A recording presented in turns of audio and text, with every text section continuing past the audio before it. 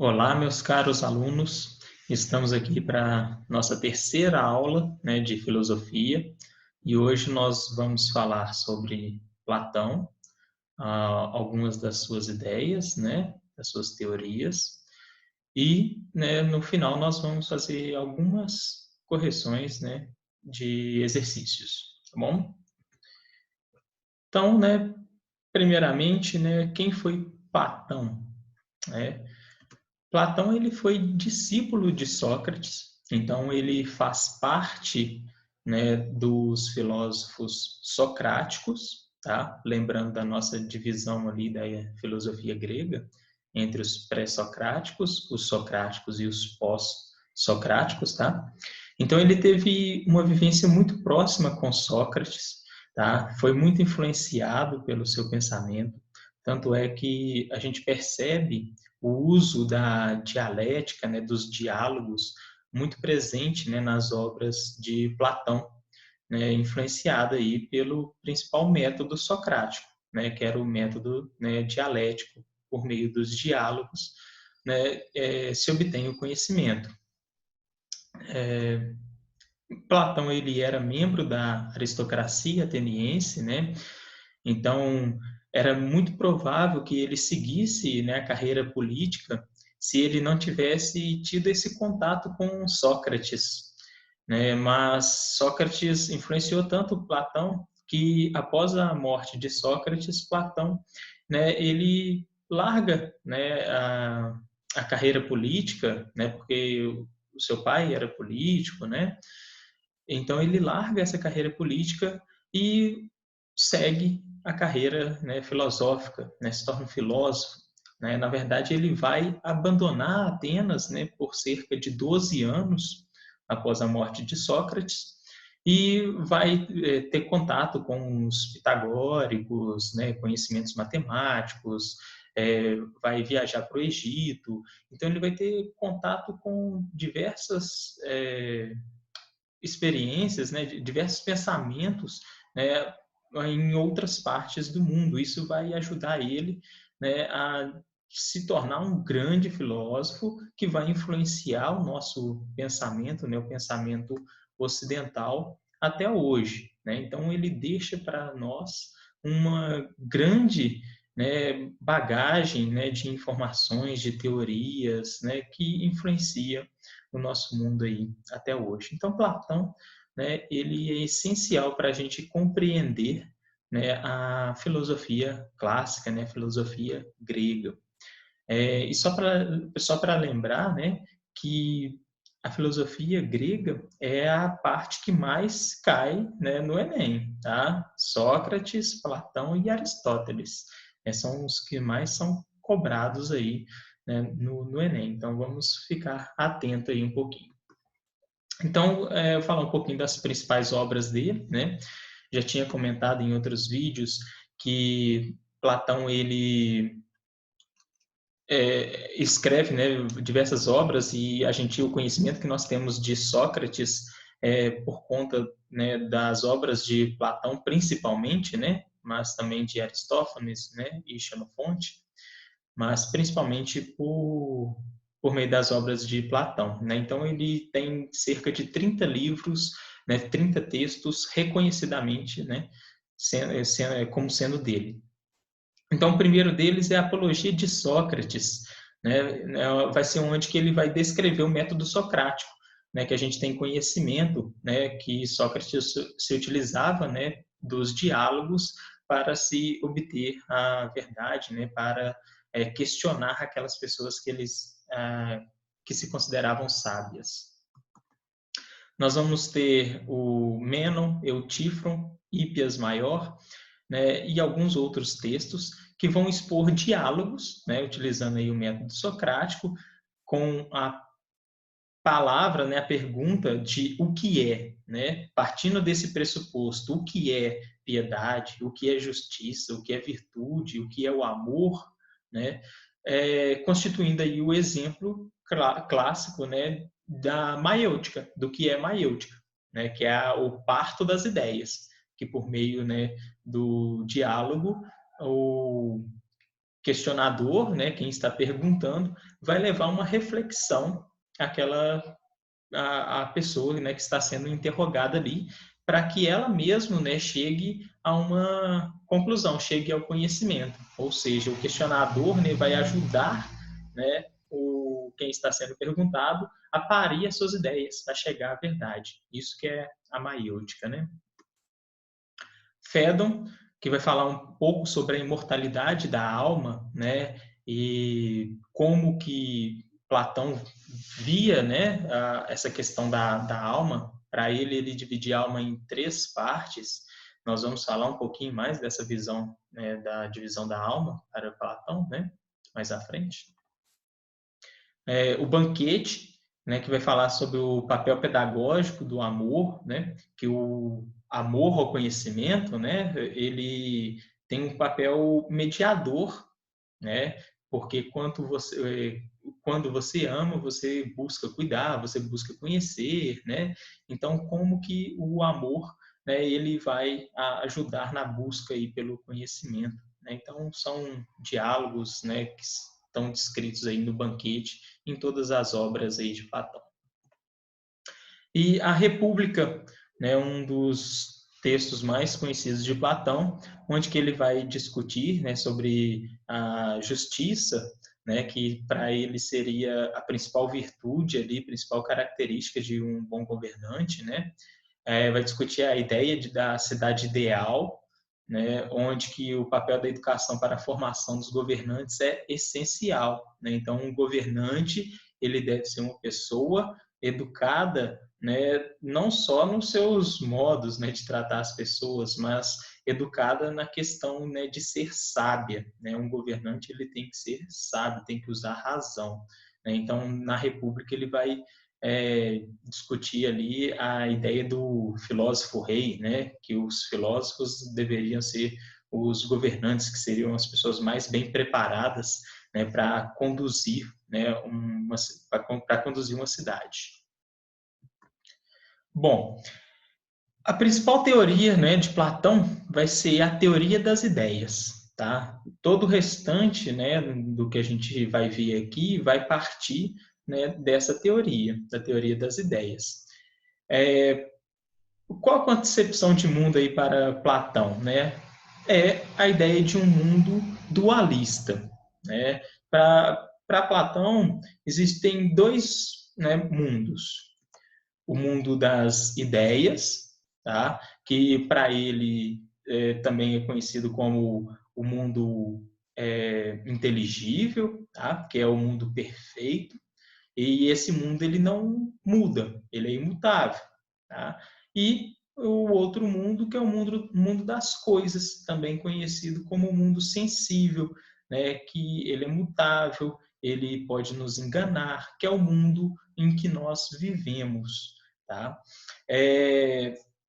Essas duas concepções de mundo aqui, né? Um imutável e um mutável, está sofrendo inspirações, né, influência do pensamento de Heráclito e Parmênides, né? Heráclito que vai falar que tudo muda, né? De que um homem não pode se banhar no mesmo rio duas vezes, e o Parmênides vai falar da questão da imutabilidade das coisas, né?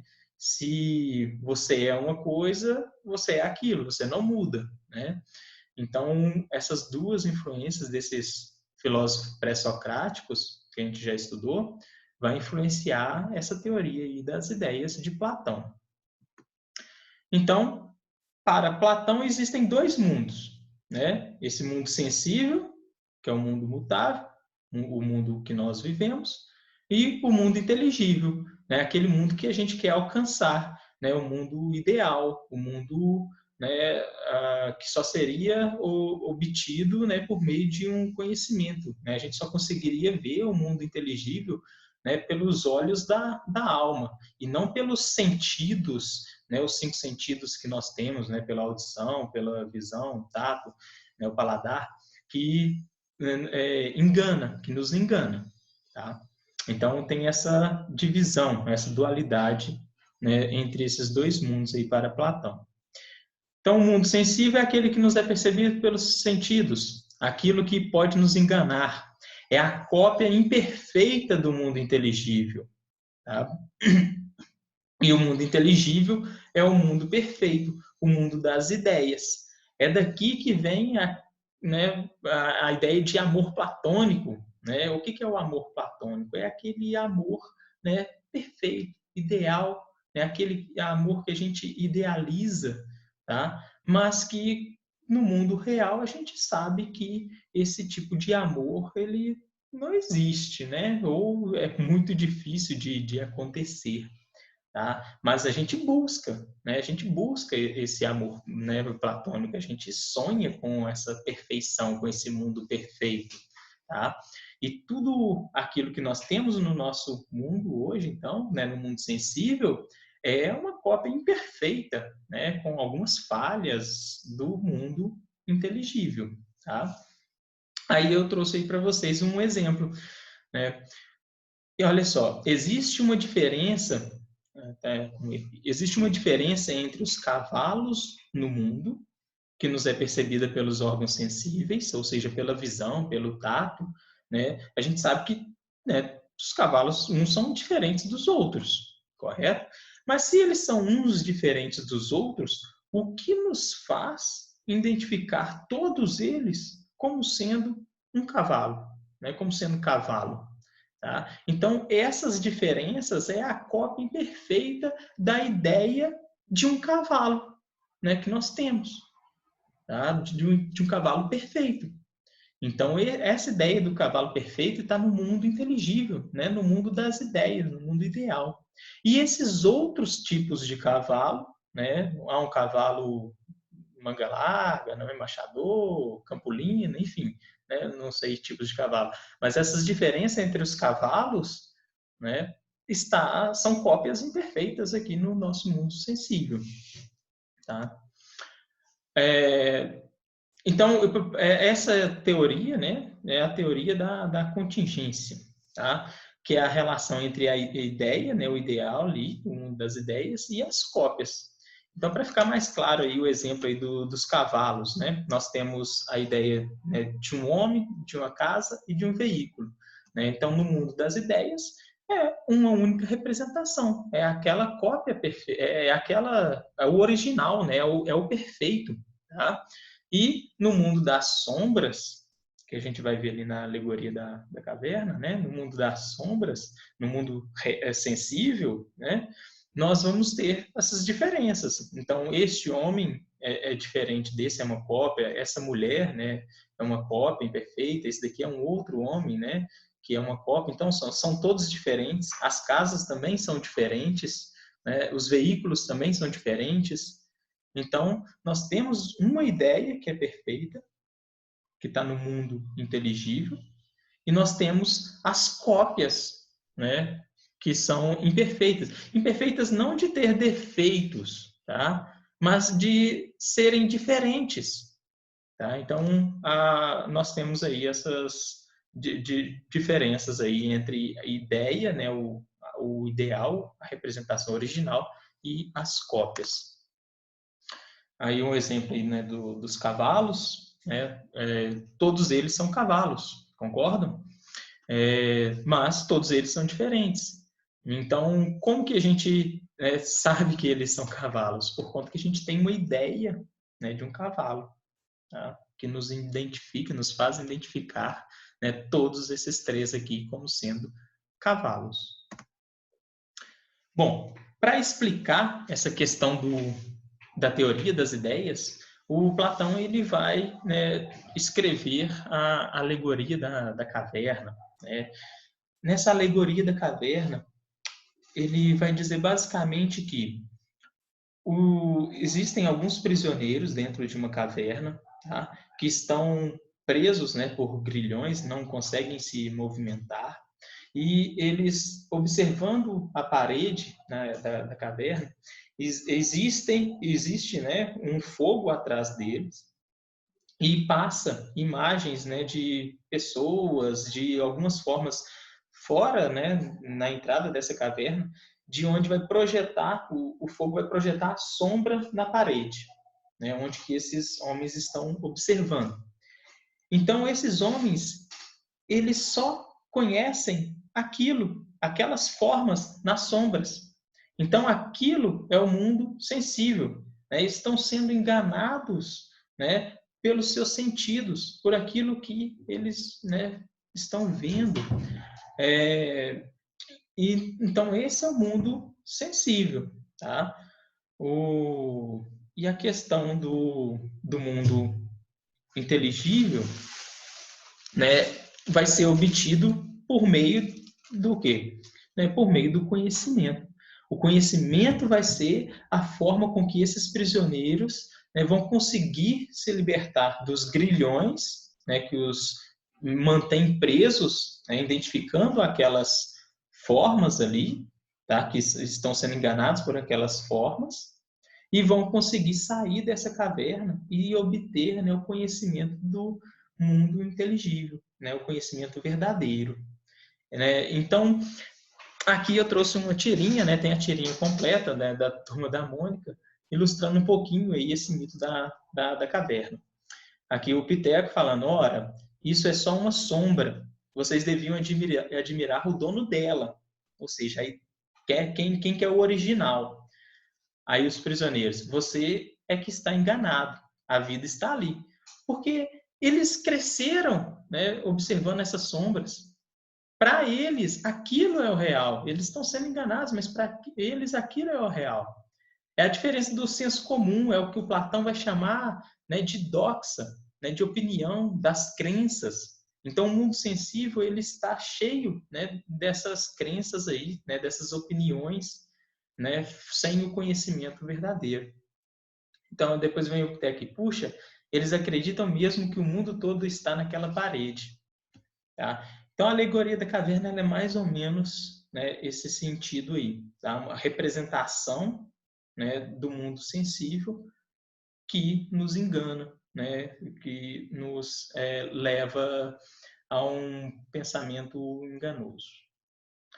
Então, ainda continuando um pouquinho, né, para a gente aprofundar um pouco mais, né, sobre essa alegoria da caverna aí, com ela, Platão ele vai buscar, né, diferenciar o conhecimento que vem das meras opiniões, né, ou seja, dos prisioneiros ali, tá, que ele chama de doxa, do conhecimento verdadeiro, aquele, né, da ideia das coisas, né, o original. Tá?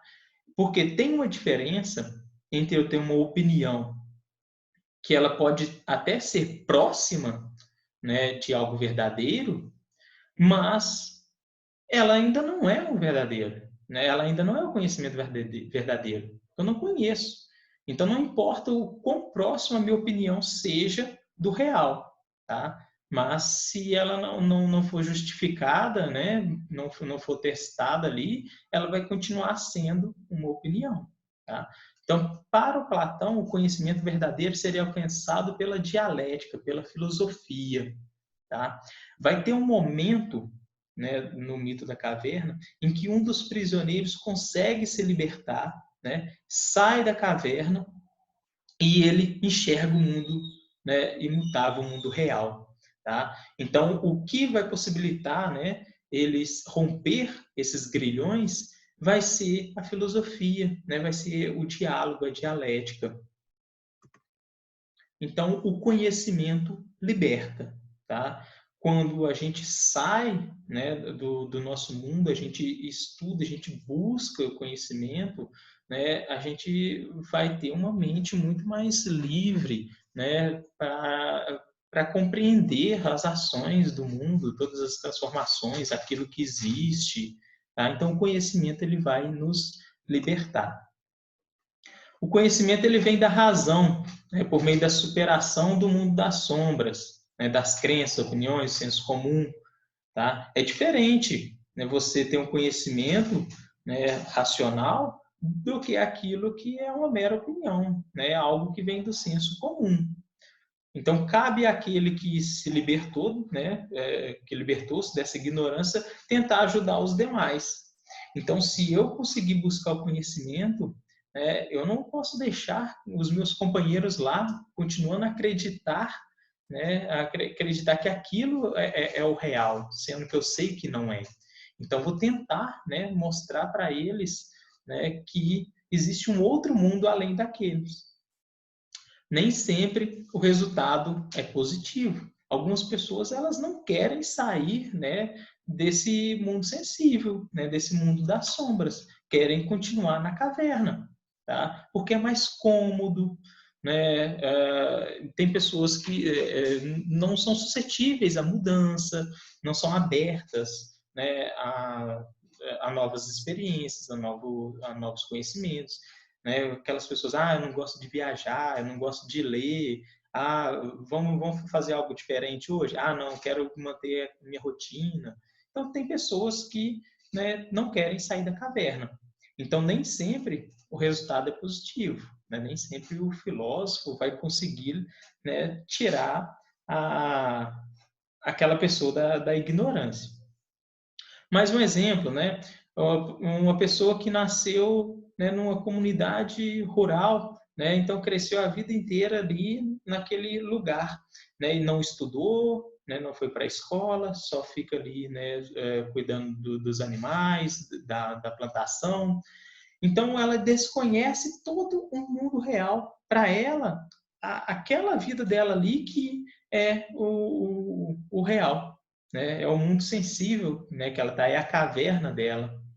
Um ótimo filme para vocês compreenderem um pouquinho, né, desse mito da caverna é o filme Matrix 1, né? Quando o Neo, né, que é o protagonista do filme, né, ele é colocado, né, diante de uma questão, né, de tomar uma pílula no qual ele continuaria, né, estar no mundo dele, continuaria vivendo a vida dele, né, sem mudar nada, e uma outra pílula que levaria ele a um conhecimento, né, das coisas que estava por trás, né, do mundo.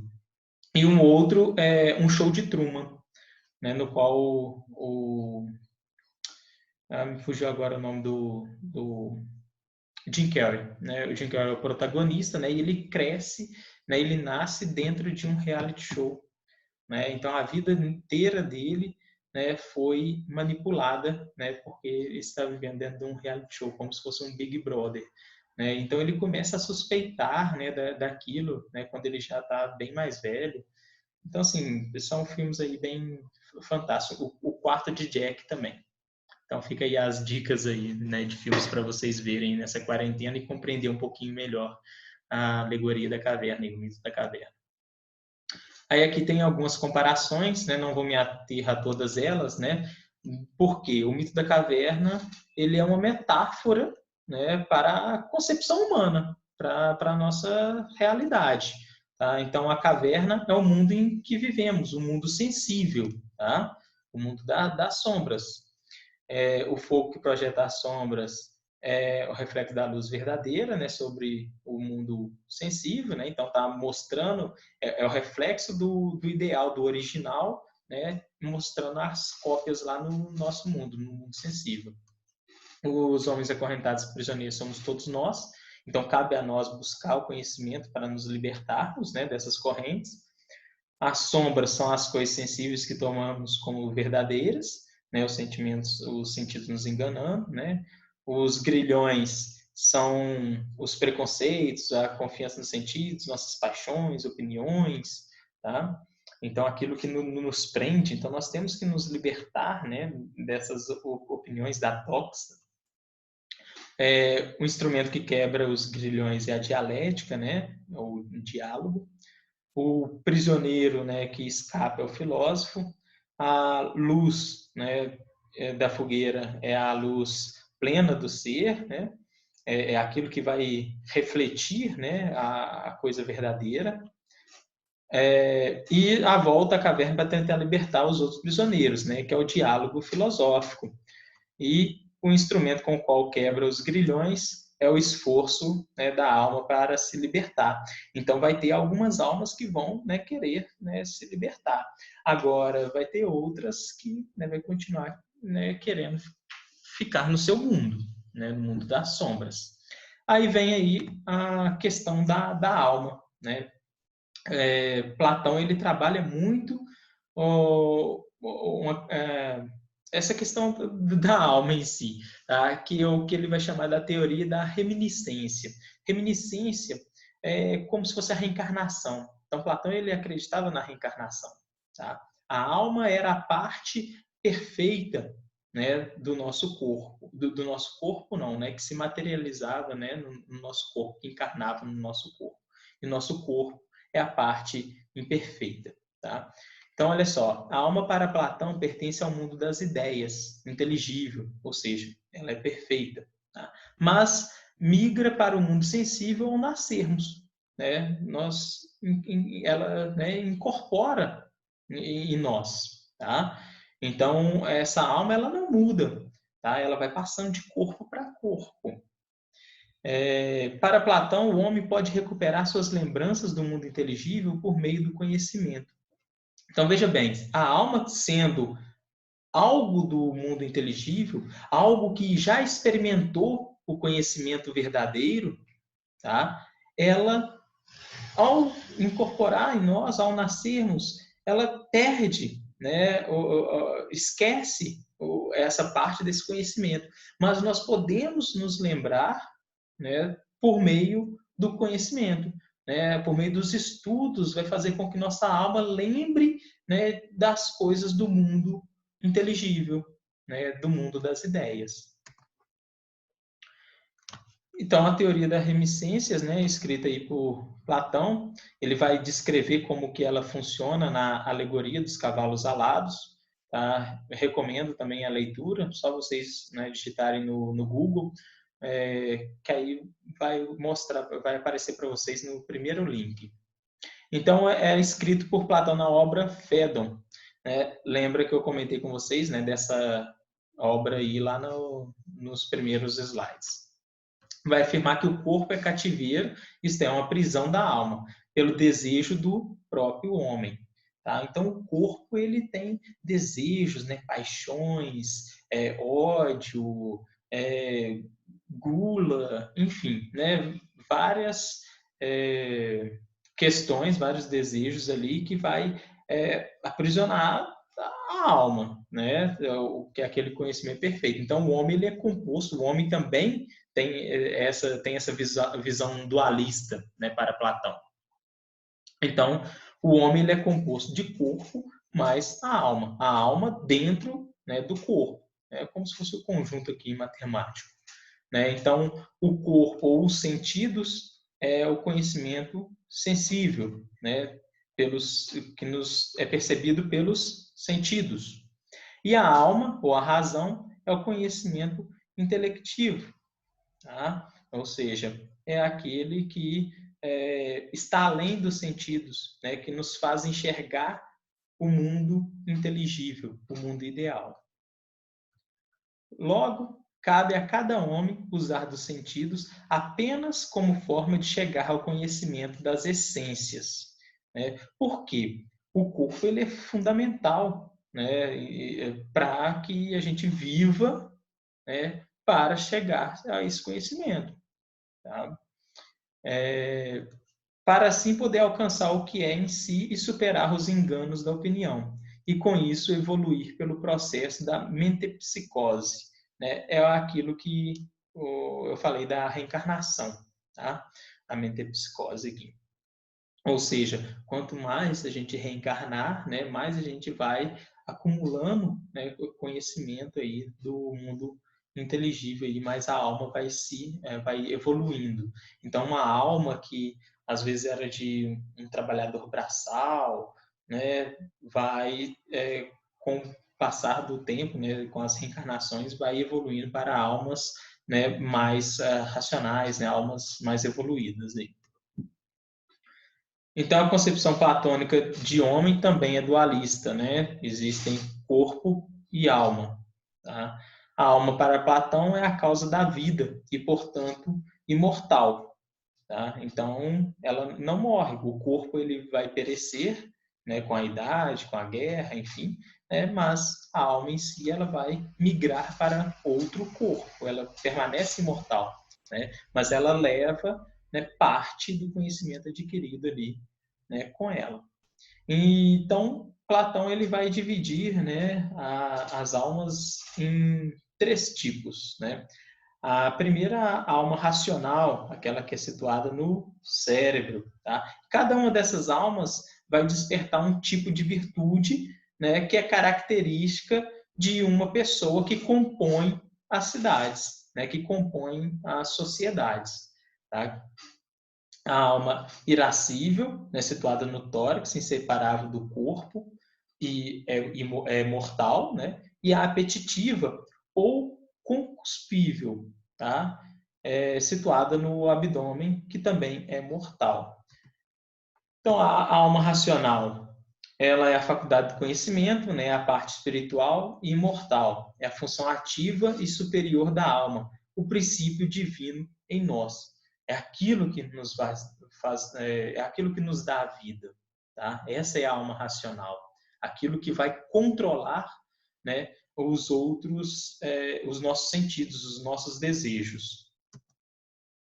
A alma irascível, né, ou colérica, ela se irrita, né, ou se enraivece contra tudo quanto possa ameaçar a segurança do corpo e tudo quanto lhe cause dor e sofrimento, também é mortal. É aquela necessária para, né, a nossa sobrevivência, assim como a outra alma, tá? Que é a alma apetitiva, que fica aí no baixo ventre, ela vai ser a alma responsável ali, né, pela busca dos nossos desejos, dos prazeres, né, das necessidades básicas que o corpo, né, necessita, né, como a busca de comida, bebida, né, tudo que é necessário para a conservação do corpo e para a geração de outros corpos. Essa parte é irracional e mortal, termina com a morte do corpo, tá? Então nós temos duas almas que são mortais e a alma racional, que é imortal. Essa alma apetitiva, ela também é conhecida como alma concupiscível. Nossa, que nome difícil. Concupiscível. Bom, cada uma daquelas almas vai despertar uma virtude, né, que essa virtude vai ser utilizada aí dentro da política, né, dentro de um corpo da sociedade, né, dentro de um corpo de Estado aí para Platão. Né? A primeira vai gerar a prudência, né, que vai ser a virtude desenvolvida pelos governantes, pelos filósofos, né, a classe legislativa dos magistrados, encarregada de produzir as leis e fazê-las serem cumpridas. Então, essa virtude da prudência ela é despertada, né, pela alma racional. A fortaleza, né, é a virtude desenvolvida pelos guerreiros, a classe militar, encarregada, né, da proteção da cidade, né, que vai ser a alma ali irascível, né, a colérica, tá? E a terceira virtude é a temperança, a virtude desenvolvida pelos agricultores, comerciantes, artesãos, né, a classe econômica ali que seria encarregada, né, da sobrevivência da cidade, né, de sustentar, né, a economia, né, é aquela que tem o trabalho braçal. Então, como se fosse uma pirâmide, né, lá em cima nós temos as pessoas, né, com a prudência e no meio as pessoas, né, que têm a fortaleza dentro de si, né, a coragem, né, a fortaleza também pode ser substituída por coragem, e a terceira aí, a temperança. E cada uma dessas almas, cada uma dessas virtudes é fundamental para a constituição do corpo político, né, de um Estado, de uma cidade. Tá? Então entra a questão política para Platão, né, que foi descrita no seu livro A República. Então, para Platão, existe uma relação direta entre a educação e a política, onde somente aquele que conseguiu passar por todas as três etapas de formação intelectual proposta em sua pedagogia pode governar com sabedoria a polis, e com isso garantir o cumprimento da principal virtude do homem, a saber, a justiça. Então, se vocês voltarem lá no segundo parágrafo, né, onde eu falo no segundo slide, onde eu falo das obras, né, de Platão, na obra da República, né, está abordando esses conceitos, né, que a justiça é a principal, né, virtude aí do homem, tá? E ela é alcançada por meio, né, da educação, associada aí à sua sabedoria. Então, somente quando o homem, né, ele supera essas almas, ele utiliza, né, ele tem essa alma racional, é que ele vai conseguir despertar essa justiça e assim poder governar bem a cidade, né, ser um bom político. Então, aqui, a educação possibilita exercer uma justa, né, política. Tá?